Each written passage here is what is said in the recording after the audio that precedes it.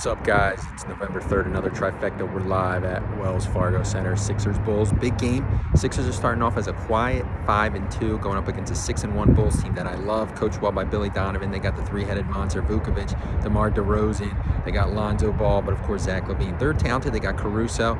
I love this team. They're one good team, one good player away from really good. The line is Sixers 2.5-point favorite at home. Embiid's playing. We know Simmons isn't playing.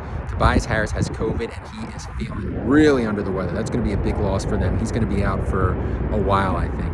But what does this tell me? Sixers are 5-2. They lost to a Nets game early in the season. They blew, and then they lost to a good Knicks team. This is going to be a great test. I do not think the Bulls can win, I do not think the Sixers can win this game. If you're betting, take the Bulls. I take the Bulls money line, but easily the Bulls to cover. I don't think Embiid's enough with this team. I think that three-headed monster is going to get him. DeMar DeRozan, Lonzo Ball, and company. Caruso is going to have a good game. Zach LaVine's going to go off. They just don't have enough answers. If Maxey and Curry can play well, I can see it, but I'm taking the Bulls plus 2.5. Actually, Bulls outright. I think that's what's going to happen, but hopefully it'll be a good game. But if you're betting, take the Bulls outright or plus 2.5. Second leg of the trifecta. So what does it mean for Ben Simmons? That guy is brilliant just to get his money. We all know he's full of BS. I support Morey. I think he's just going to let him sit, let him ride on the vine until we're ready for the trade.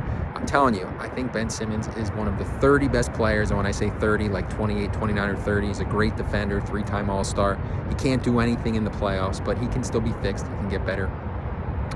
I think Morey's waiting for that really good player. Beal's Wizards are playing well. He's off the table. Lillard doesn't want to come here, although if Lillard loses like that to a Sixers team 10 times in a row, maybe he changes his tune. The two guys to watch, I'm telling you, watch Devin Booker and Phoenix. They look like a disaster, but more importantly, Boston looks like they're falling apart. Could Boston trade Jaylen Brown and try to build around Tatum and Ben Simmons? It's interesting. If you can get Jaylen Brown, I'm in love with that. I know it's not going to happen now, but maybe a month, 6 weeks from now, the Boston Celtics start considering it. That would be perfect. I'm telling you, there's not a lot of guys with the increased value. Brandon Ingram's not going to cut it. Brogdon is not going to cut it. Sabonis. But a guy like that, Wiggins, isn't going to cut it. If you can get Devin Booker, probably not. But if you can get Jaylen Brown, I'm all about it. So let's see what happens there. And then the third leg, where are the Sixers headed?